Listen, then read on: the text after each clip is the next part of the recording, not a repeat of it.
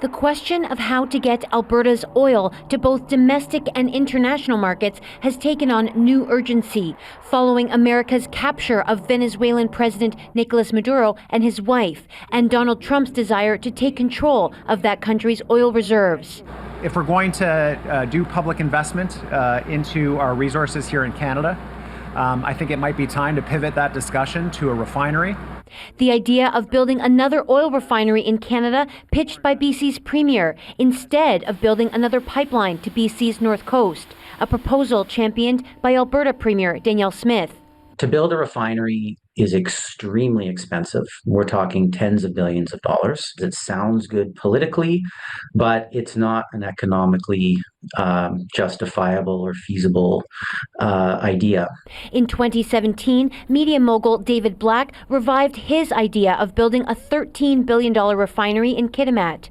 The best business project of the century. Ultimately, that never materialized. BC's only major refinery, the Parkland facility in Burnaby, has capacity to refine about 55,000 barrels of crude per day, just a trickle of the 4 million barrels a day pumped out of the oil sands. Parkland is now owned by Texas-based energy giant Sunoco after a $9 billion deal closed last year. 95% of Canada's crude oil exports are sent to the U.S. Canada then buys back refined oil products like gasoline and diesel. BC's energy minister says neither he nor the premier intend to advance a refinery in this province.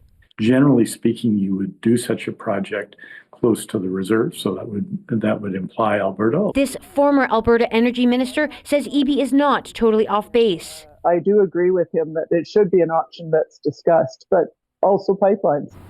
All parties seem to agree that the goal is building up Canadian oil independence, but whether it's through pipelines or refineries is up for debate. Katie DeRosa, CBC News, Victoria.